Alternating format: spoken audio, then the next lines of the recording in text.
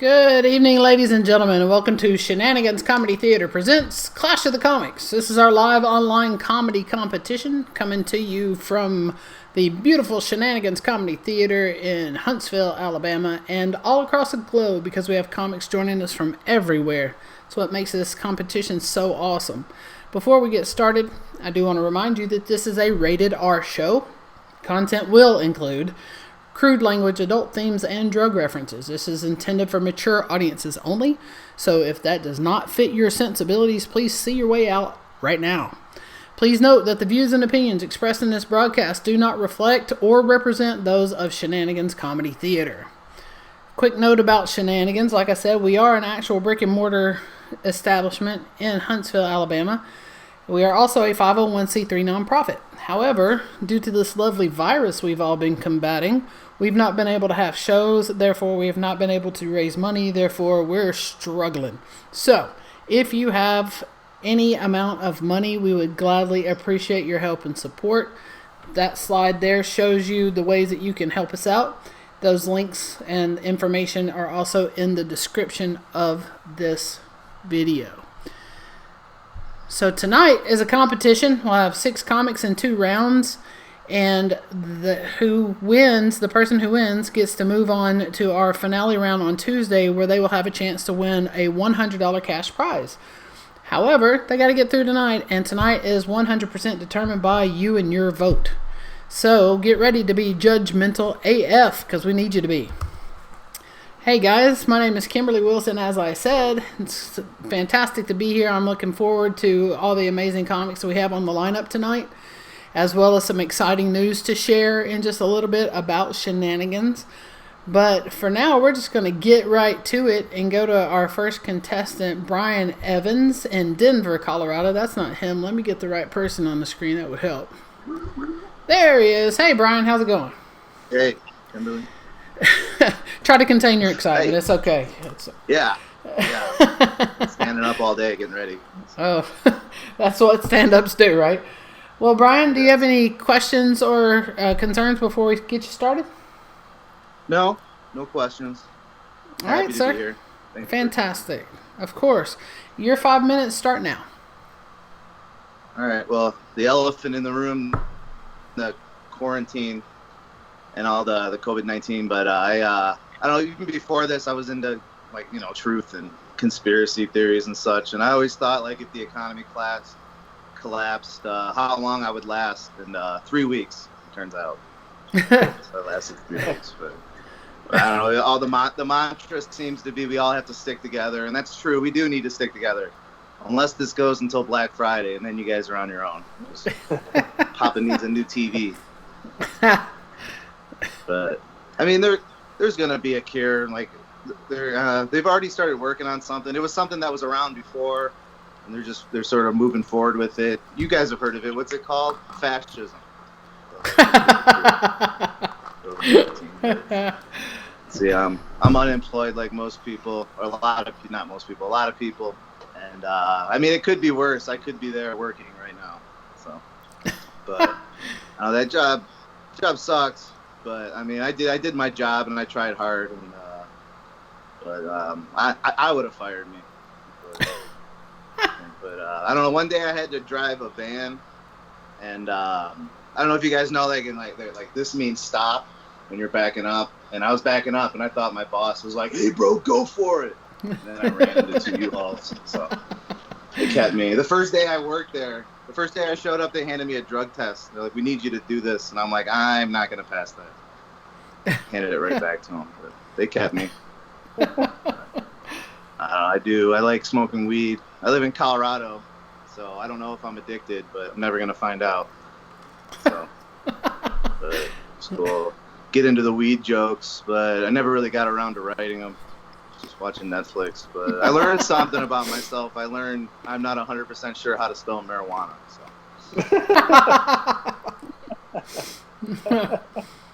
Wait, what were we talking about again?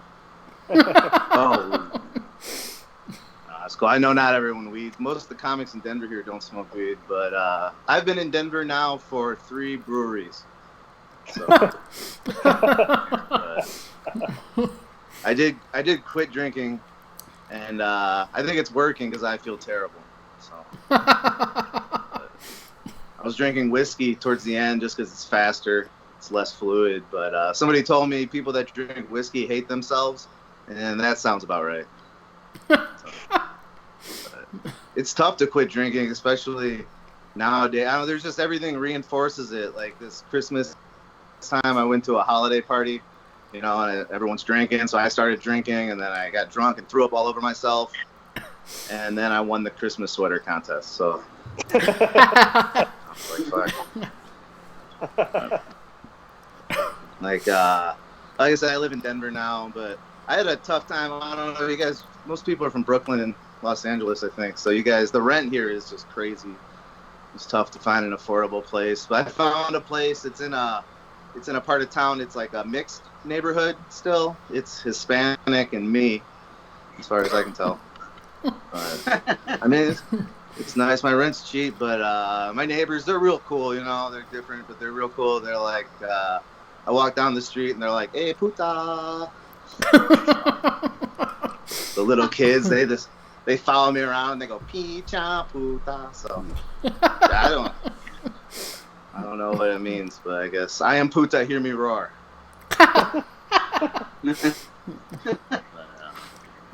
originally from Michigan, and I don't know, it's been in the news lately. I don't know. They legalized weed there last year, but I don't think everyone's really gotten into it yet because they're fully armed, begging to work. So I'm not sure if what's going on with that, but it's been in the news a bunch. The city of Detroit, their public services were hit really hard in the beginning. They had to quarantine. The city of Detroit had to quarantine like 600 police officers.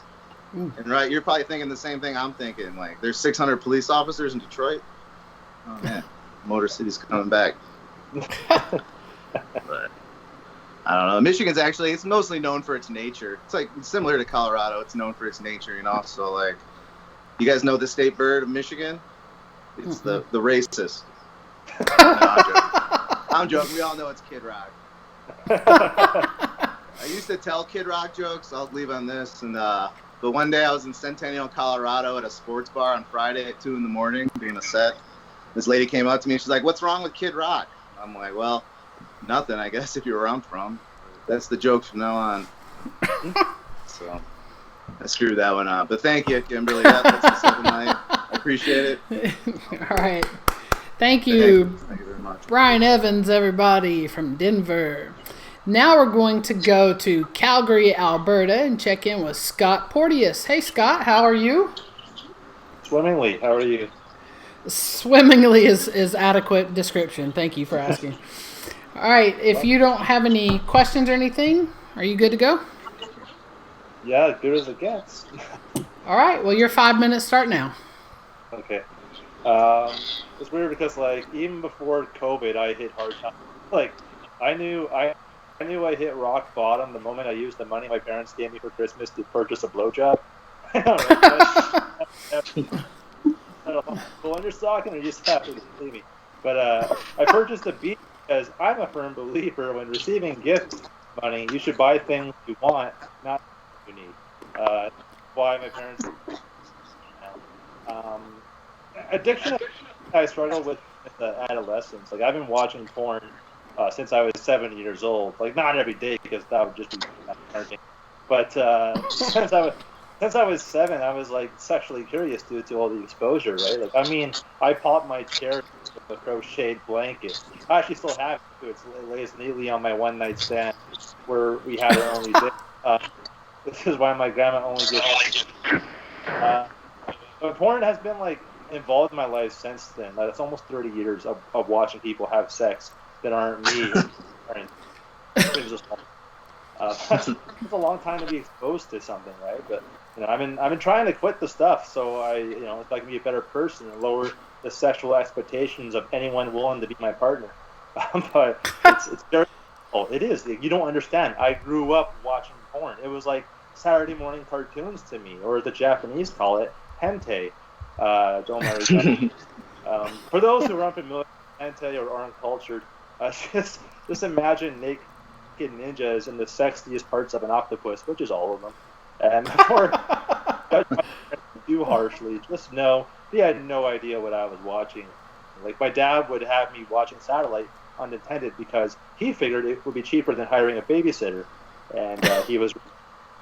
And as a result, my innocence became a little tainted, right? At such a young age. Like, out of curiosity, and when watching, do you remember the first time you were exposed to sex? And I don't mean, like, catching your parents, right? Unless you're holding the camera.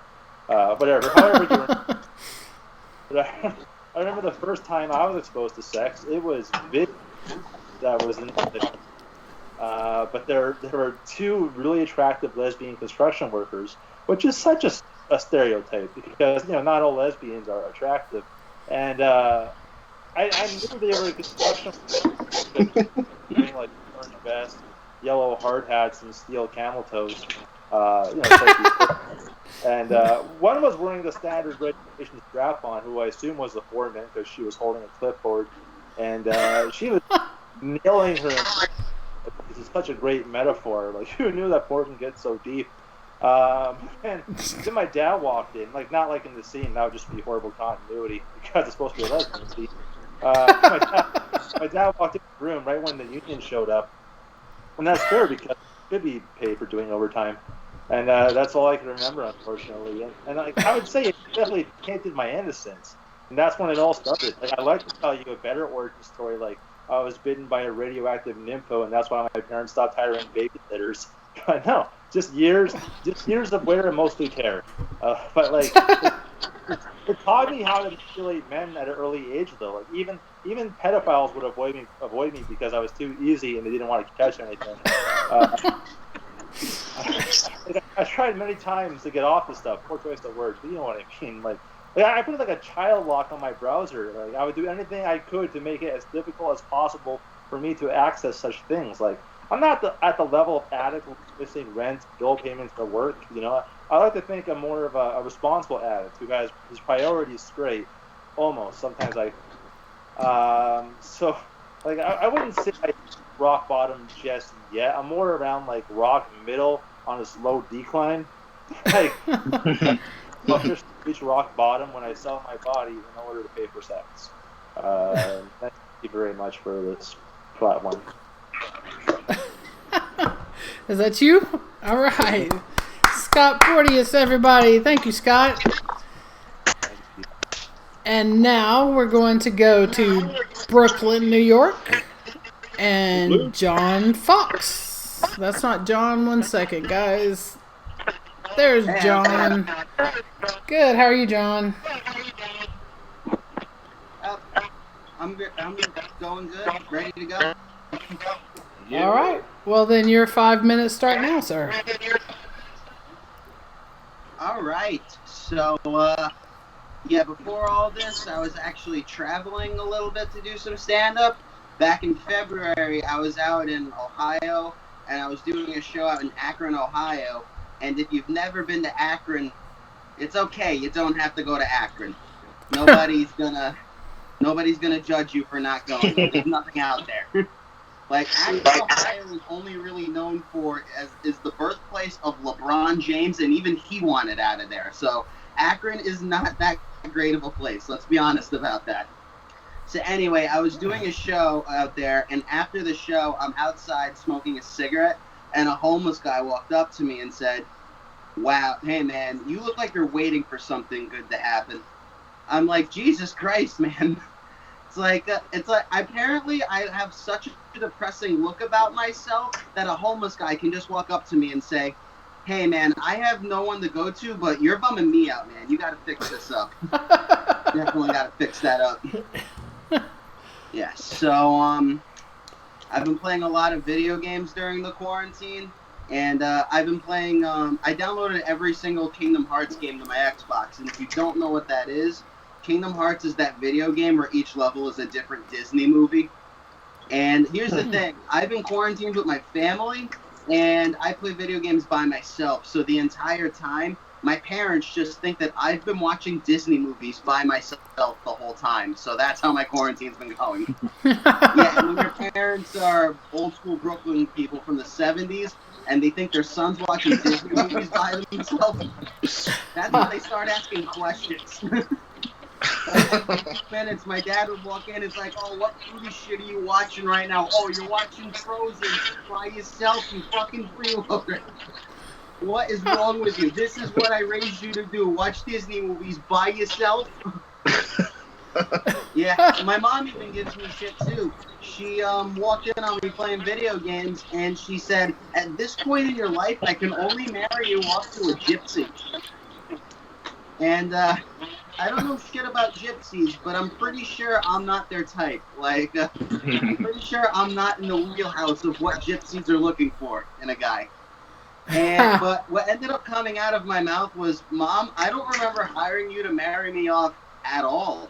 Like, I don't remember reaching a low in my love life where I'm like, you know what? Let's see what Mom thinks I should do. I've never had that point yet. Yeah, I actually learned something about Disney movies from this time, and that is Eeyore is the only genuine character in Winnie the Pooh. That is what I've learned.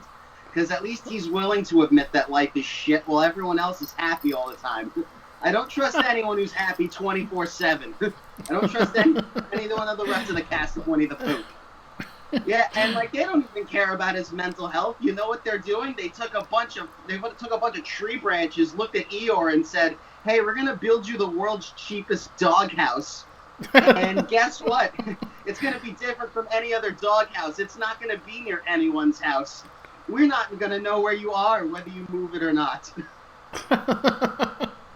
I remember when I was a kid, they released a movie where Tigger was trying to find his family, and I was like, oh, that looks sad. And now as an adult, I'm like, dude, you made your friends sleep in firewood. You don't deserve to see your family. It's a terrible thing to do to your friend with mental health issues. Mental health is a serious problem. Yeah. So the weird thing is my dating life has actually been a little bit better. My love life's still terrible, but I still relate to Weezer lyrics. Does that make sense? That's basically how I can describe it. And like, I've actually had a lot more luck on dating apps, and I actually found an advantage on dating apps. On dating apps, women don't know that I'm drunk. That is such a huge advantage for me. It's like, would you rather go to a bar, slur your words, and then get thrown out by a giant bouncer? Or would you rather just say something stupid and get unmatched? I'm taking unmatched every day of the week. And here's the thing, though, like I've been seeing this girl for the past few months, and things are going well. But when things go well, I have to tell myself I can't introduce this girl to my family because my mom's an old school Puerto Rican woman from Brooklyn, so she's extra nosy by trade. And the rest of my family are New Jersey white trash, but like the kind of white trash that thinks you need to get married when you turn 18. You know, it's like, when are you getting married? Come on, when are you getting married? I'm like, hey, I still don't know the answer to the question. At what point do you tell a girl you still watch pro wrestling? Like, I'm not worried about marriage right now. It's the least of my worries. And that's it for me, guys. Thanks. All right, John Fox, everybody. And now it is time for you to flex your voting muscles. If you will notice there on the slide in front of you, there is a QR code, but I recognize that if you are voting and watching on the same device, that's useless to you. That's why there's also a URL underneath that code, and there are links to vote pasted at least twice in the comments and also in the description of the video. You'll have 5 minutes to cast your vote for the winner of round 1. That winner will be back on the show at the end to go up against the winner of round 2, head-to-head in a 3-minute round to determine our overall winner for the night. The 5-minute voting period starts now.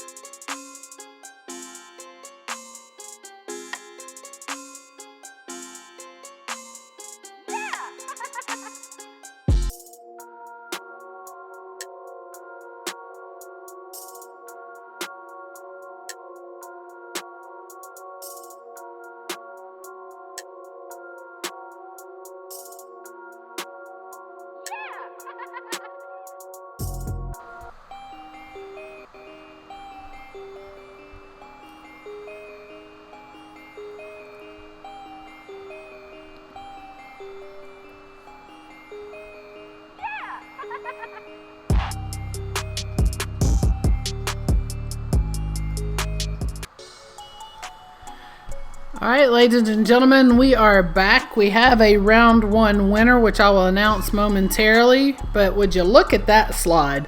We have gotten the go-ahead from Mamaw Ivy to play inside. That means that we're going to have an actual For Real Though show this Saturday night at Shenanigans Comedy Theatre. Now, of course, we are going to be safe. We are going to practice very strict social distancing guidelines and all that kind of fun stuff. But we're going to have a short showcase with an open mic to follow. Of course, seating is going to be limited because we are restricted to the number that we can have in the building. So go to shenanigans.yapsody.com to get your tickets today. I'm back. I have a winner for you. The people that are on the call, can you guys give me like a fake drum roll of some kind? Can I, or something like that? All right, the winner of round one is Brian Evans, everybody. Congratulations, Brian. We will see you back to go head-to-head with the winner of the second round.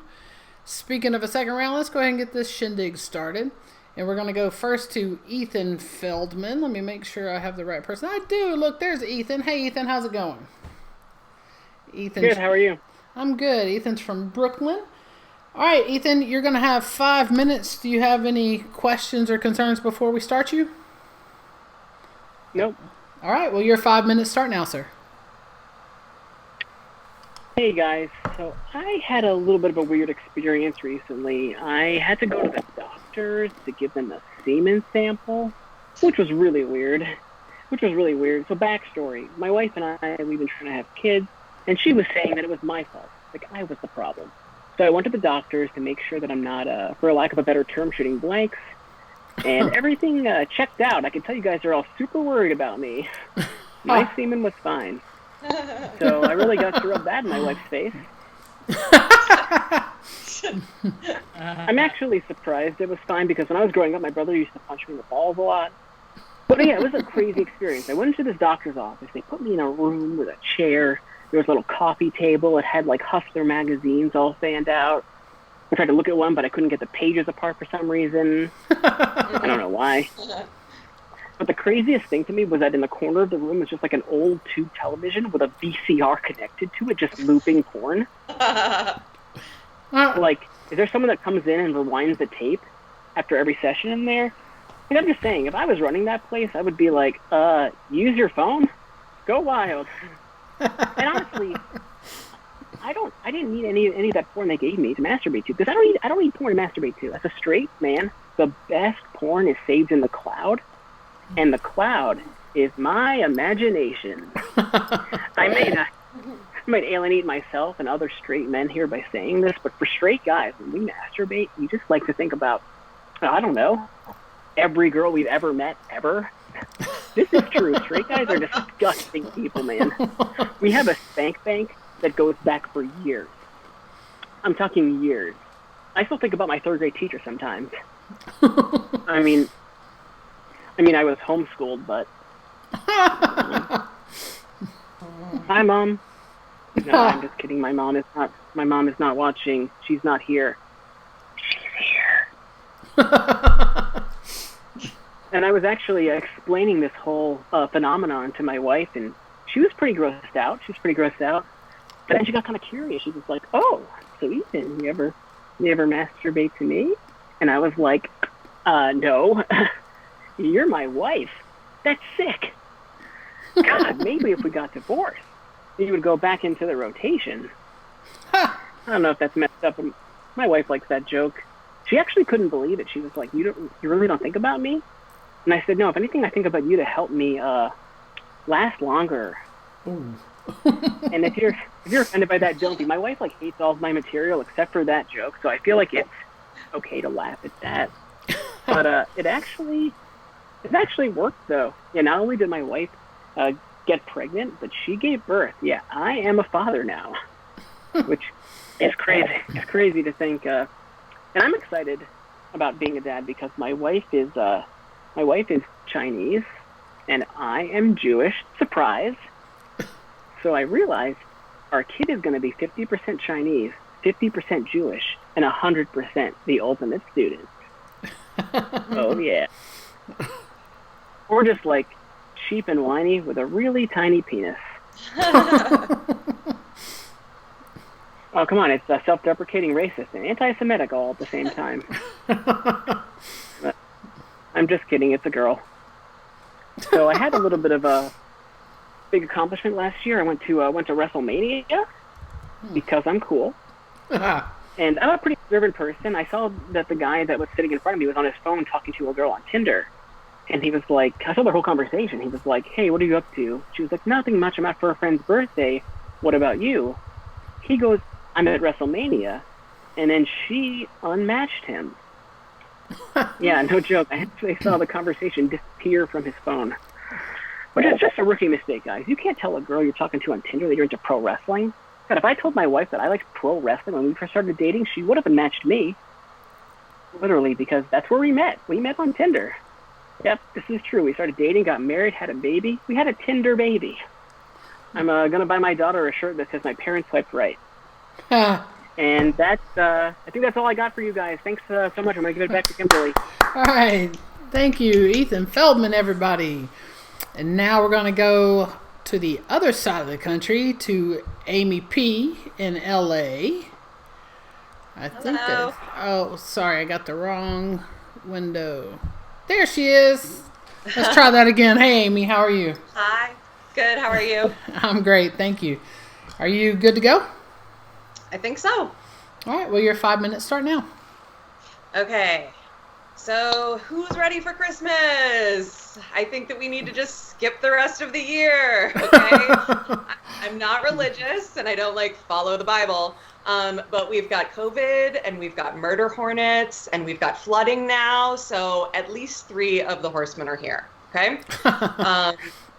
There were these articles circulating this week announcing that scientists in Antarctica have discovered what they think is a parallel universe, which confirms what we've all been thinking since 2016.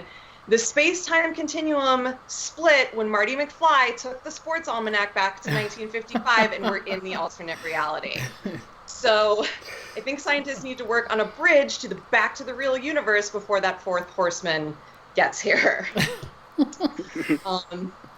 There was a study in the U.S. that determined that alcohol use can increase your likelihood of getting coronavirus, while a study in Canada determined that marijuana can actually prevent you from catching the virus. Just in case anyone was wondering who is winning the pandemic, it's Canada. And it turns out dispensaries are an essential business for anybody who was doubting that. But if you had told me a year ago, let's say, that 80% of the population was going to get infected by a virus, I would have thought that it was going to be like The Walking Dead or Zombieland, and we're all Rick Grimes running around super cool. And it's exactly like that, except that instead of flesh-eating zombies, it's just us shuffling around in our bathrobes 23 hours a day and watching Netflix. It's just the lamest zombie apocalypse ever. And, I might be unemployed, but I shouldn't be complaining because at least I'm not getting eaten by my neighbor. And I swore I was going to use, when all of this happened, when I got unemployed, I'm one of those people that sits around and is like, man, if only I had the time, I would, and the money, I would write the thing and write the novel or the screenplay or whatever. And I know that a lot of people have done that. And all I do is sit around and watch reality TV. That is it. And every other article that's coming up in my newsfeed on Facebook is from the Huffington Post being oh my God, don't worry if you're not accomplishing anything. It's called pandemic fever and everybody has it. Nobody's doing anything. And I really think it's bullshit. I think that they're just trying to convince us that there's this new mental illness called pandemic fever so that we don't feel bad about doing shit during this whole thing. The pandemic has turned me into a housewife, which surprisingly all of the Real Housewives shows I watch did not prepare me for. It's a lot more cleaning and a lot less being offered the part of Roxy Hart in Chicago on Broadway, which three of them, okay? Broadway. What the fuck? And my cats don't like it when I flip the table, like when I flip tables during fights. And my husband is getting pissed that I keep referring to him as my first husband, and throwing drinks in his face. So it's not working out. He came home from work the other day, and the stove had started doing this weird, like, clicking thing on its own. And he is an electrician, and he started doing stuff with the stove, and he was saying, yeah, people ask me if I like do electrical stuff, like tinker around with electrical stuff in my spare time. And I'm like, no, man, I do that at work. I don't want to look at that stuff when I go home. I look at it at work all day. And I was like, yeah, that's why women don't marry gynecologists. I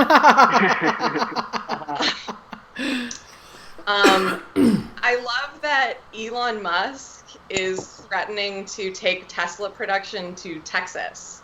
Like, you know what they love in Texas? They love socially liberal vegetarians who are trying to save the earth with electric cars and who name their children after a combination of the Elven word for artificial intelligence. Yes, Lord of the Rings language, and your favorite aircraft with like an X thrown in for good measure. Like, people in Texas can't even pronounce the word nuclear. How the fuck are they supposed to say that? And you know what? California doesn't even recognize that as a real name. And that kid's going to be calling herself Sarah by the age of 10. Thanks, you guys. That's all I got. Amy P, everybody. All right, and now we're going to go back to Brooklyn for our final comic of round 2. That's still Amy. Let me get the right person on here. There he is. It's Gus Constantellis. Hey, Gus, how are you? Hey, how's it going? It's great. Thank you. Are you ready? Yeah, I'm ready to go. All right, your 5 minutes start now. Great. Hi, everybody. How's it going? I can't see all your comments on the Facebook Live, but I hope you're sending emojis, even if they're hateful. Okay. My quarantine has been great. We have a nice balcony in our apartment. I live with my boyfriend, and we have been stalking. We've been watching the guy who lives across the way, which is very New York. It's very ugly naked guy from Friends. And we've been he does pull-ups, we've watched him do pull-ups. We gave him a whole storyline where his name is Eric. He works in finance. He wears a lot of Patagonia. He has a storyline. We saw him watching Black Panther, and we were like, oh my God, he's so woke. We love him. He's fit. He's woke. He's amazing. And so we put him on our Instagram story one day, and we were trying to subtly film him, and he caught us. And on the Instagram story, we were like, oh no, he sees us, turn away. And then the next day, he put curtains up. He put curtains up, the poor guy. He was like, these people hate me. I think the cops are on their way. I really do. I think we're a day away from the cops showing up. But we have moved it downstairs. We can see the downstairs neighbor. And we've named her Laura. She watches a lot of Survivor. She's equally as great. She does jumping jacks at 3 p.m. She's lovely. I'm here. So it's funny, Kimberly, my name isn't even Gus Constantellis. My full legal name is Konstantinos Ioannis Konstantellis, which is very long. I know. I think the Scantrons in high school were the worst part of it, because I had to fill out all the bubbles. I'd always be the last one filling out all the bubbles because I had 33 letters in my name. And literally every other person would be like, are you done yet? And I'd be like, listen, Ben Chen, you have 7 letters in your name. 33. Oh my God. And people ask me all the time, they're like, what does your name mean in your language? And I'm like, I don't know, dude. What does Jennifer mean in your language? It's crazy. I know. I mean, could you imagine, seriously, growing up with a name like Konstantinos Ioannis Konstantellis, first day of class, elementary school, kindergarten, my teacher was taking attendance, and it just went like this. Fuck. And I was like, that's me. My name is so long, they canceled my flight once. This is a true story. 2 weeks before my flight, Swiss Airlines called me and they were like, I'm sorry, sir, your name is so long, it doesn't physically fit on our boarding passes, which would raise a red flag with the TSA. So we're going to have to cancel your flight and refund you the money. And so I said, I was like, I'm sorry, you can get a piece of metal that weighs 300 tons, 30,000 feet into the air with hundreds of people on it, 3 crying babies and a nun, and hundreds of bags of Pop Chits and pretzels and Biscoff cookies and those warm towels that make you feel oh so good at the end of a long flight, and fly this piece of metal across the Atlantic Ocean, land it safely in another country, but you can't use a smaller font size? And she was like, no, there's nothing I can do. And I was like, but I was born this way. And on the phone, which is a gay anthem, Ethan, I'm sure you were wondering, Lady Gaga has a new song out tomorrow. On the phone, this woman started singing. She was like, ooh, there ain't no other way, baby. I was like, is my flight still canceled? What is this? And, my parents are from Greece. They're immigrants. They're great. I love them. My mom doesn't speak any English. The only things my mom knows how to say in English are hello, how are you, and fuck you. That's it. Like, that's all you need. And it's so funny, like, she is terrified of coronavirus, but she's, like, at the same time, like, completely irresponsible. Like, every time I call my mom, she's like, this is the last time you will ever speak to me. Say your goodbyes now. And then she'll just, like, drive to Staten Island on a whim. I'm like, what are you doing? Just stay inside. I can't. She's great. She comes by my apartment to, like, drop off food, which is so nice. But, like, it's been going on for a while now, and it's, like, all her extra food. So, like, the first time she dropped off food, I was like, this is great. And then by the 5th time, I was like, I have requests, okay? I can't be dumping off all your excess spinach pie on me. Thank you. That's 1 minute, right? 30 seconds. 30 seconds. And I swear to God, my mom, she came to drop off food and we were socially distancing outside, and she had a face mask on and her gloves, and at one point she took her face mask off and, like, lit a cigarette, and I was like, she's gonna die. She's gonna die. It's a pulmonary disease. And then she goes, this cigarette is the only joy I have left in my life. I was like, I'm your youngest son. Give it up. Like, I can't. All right, I am done. I'm out of here. Have a great night, everybody. Gus Constantellis, ladies and gentlemen. Oh, that was fantastic. I'm glad I don't have to vote. But now it's time for you to do that. Again, if you'll look at the slide in front of you, there's the QR code, there's the URL underneath, and in the comments of the video, we have once again popped the link for you to click it and vote. The voting round is 5 minutes long. That 5 minutes start now. The winner of this round will go head to head with Brian, who was the winner of the first round, right after your voting.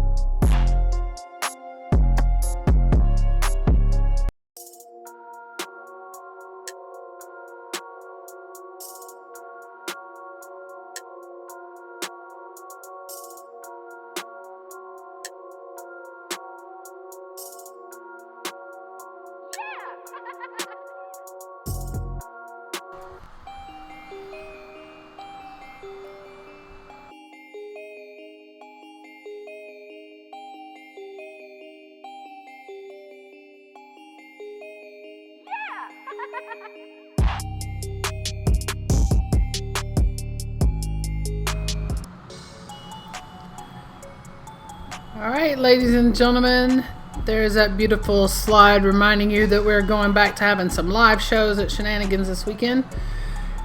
But we are now also back to our current Clash of the Comics show, and we have a winner from round 2, and the round 2 winner was Amy P.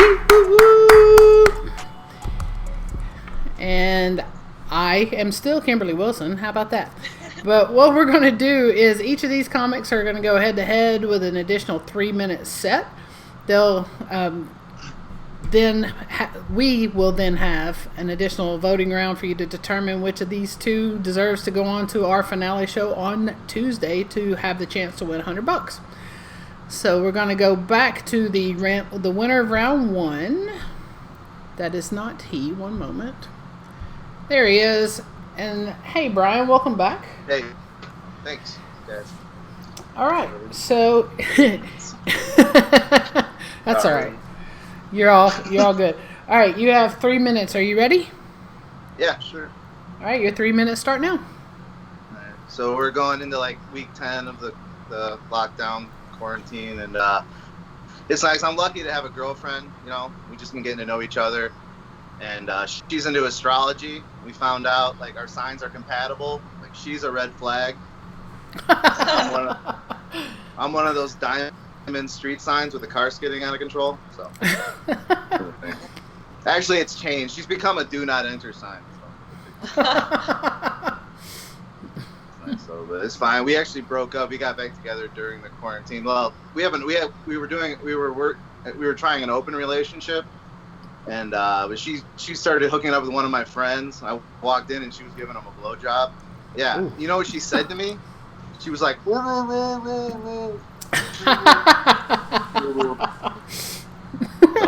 we're back together. Anyway, she doesn't like when I smoke weed, so I can't get high around her. But she says it makes me strange and distant. I'm like, we're smoking weed. That's what weed does. I'm sorry I keep talking about my girlfriend. It's kind of annoying because it's obvious she doesn't exist. So not shaming. No, but like I said, I live in Denver. Just to elaborate a little more, like when I moved here, I had a really hard time trying to find a place, and I was living in a tree for a while, which it was not bad. It was a 2-branch, 1 bucket. It was $1,200 a month. So they were calling it the Treeverhood. You know, it was gentrifying, and I live by myself, so they have that second branch. You know, Airbnb tree. So it's pretty nice, but we got kicked out of there. Now I live in a tunnel by the Platte River. So, and it's $800 a month, so it's not bad. But I don't know. So I'm just gonna. So I live in Colorado. I live in Denver, Colorado, and people here try to be really nice. I mean, they are really nice people, but sometimes they go too hard with it, and they sort of gunk it up. But driving here is infuriating, but everyone's nice. But so I came up with this sex move based on my driving experience here. It's nothing gross, but it's called the Colorado 4-way stop. Colorado 4-way stop sign, and I'll just give you a little example. Nothing bad. So you're having sex, and then you're like, I want you to come. No, I want you to come. No, you come first. No, you come first. No, you come first. Wait, I'm gonna come. Wait, are you gonna come? Oh, I'm gonna come. No, I want you to come. No, you come. So the Colorado 4-way stops. I don't know if you guys ever been to Denver, but Colorado. But I don't know. I'm a comic here. All my friends they're good people. They have questionable character, but sometimes I think about leaving Colorado, and every one of them's like, Ryan, how can you leave? How can you leave? And I'm like, I don't have a felony, so I can go anywhere I want. So, all right, that's me. All right, Brian Evans, everybody. And now for our second finalist, we're going back to LA, and there's Amy P. Hi, Amy, welcome back. All right, are you good to go? I am. Is that back me or? I'll take care of that. 1 second. All right. If you are ready, your 3 minutes start now. Okay. So I saw this article that was entitled "My Marriage Was Failing. Coronavirus Saved It," and like, what kind of fucked up marriage do you have that this pandemic, a global pandemic, saved it? Like, if we all don't come out of this divorced, it'll be a miracle. Now, what saved my marriage was my husband's office opening back up and breathe right strips. My husband is a very sound sleeper, and as soon as his head hits the pillow, he's out. I lay there and go over everything I've done wrong in my life for the last 40 years until 4 a.m., and then I fall asleep, and if he snores once, I'm up. So this one night, I took a pillow, and I just ever so gently placed it on his face. And I swear I wasn't trying to kill him. Like, I didn't press. I just, like, placed. And it worked. So I was like, all right, this is a new thing. So then the next night, starts to snore. I take the pillow. I go to do it. And he wakes up.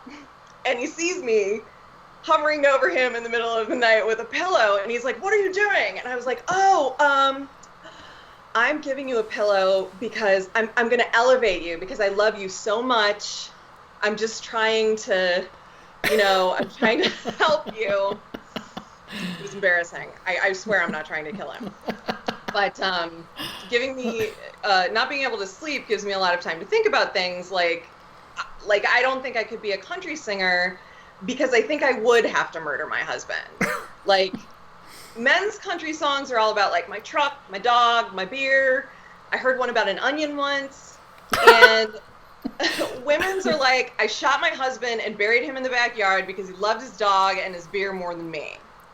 And my husband drinks beer and loves his dog, so we're like 2/3 of the way there. So I think he's pretty glad at this point that I don't own a tiger. And he quarantine is really, really pushing us, though, because, like, he's discovered that he thinks he can dance, and he used the phrase "stomp the yard" the other day. And I'm not sure we're going to make it out. So I think we should start looking for separate apartments. Or if someone wants to come over and sneeze on him and send him into isolation, I'm taking those applications now. That's it for me. All right, Amy P., everybody. Okay, we are calling on you now to do your final doting voodie. How about voting duty? How about that? Anyway, it's time to vote a winner. Once again, here we have our beautiful QR code, our beautiful URL underneath, and I'm sorry, there we go. And it is time now for you to vote. Please pick a winner.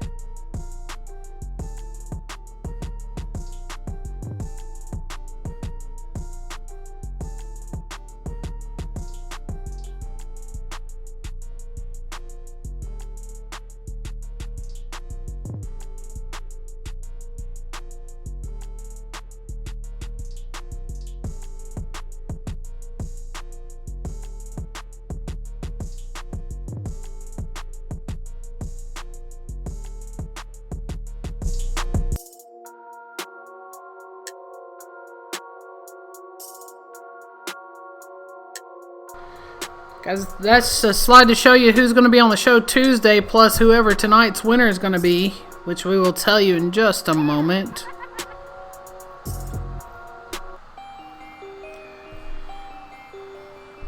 And I would like to give a shout out to the person who donated tonight. We did have one person that has donated. Thank you so much for your support. It means the world to us to be able to pay for the comics winning, as well as to help keep our doors open. Speaking of our doors open, they're gonna be open, so here we go. And I have a winner for this contest. Who's ready for a winner? Woo, we're ready for a winner. All right, the winner of tonight's show that will be appearing Tuesday in the finale show to possibly win $100 is Amy P, everybody. Amy P. Let's cut back over to Amy P and see. Good game, Brian. Yep, thanks. All right, Amy, you're back live. Do you have anything you want to say to those that voted for you? Thank you guys, all my friends and family that tuned in. I really super duper appreciate it, and I hope you'll come back on Tuesday and join us again. And donate to Shenanigans, because they're keeping it all alive during the pandemic. Thanks, Amy. We'll see you on Tuesday. And thank all of you for tuning in and voting, for tuning in and being entertained, and just generally supporting us and comedy in general in our country during this crazy time. Thank you very much, and I hope that we will see you again on Tuesday for our show. But until then, have a great one, everybody.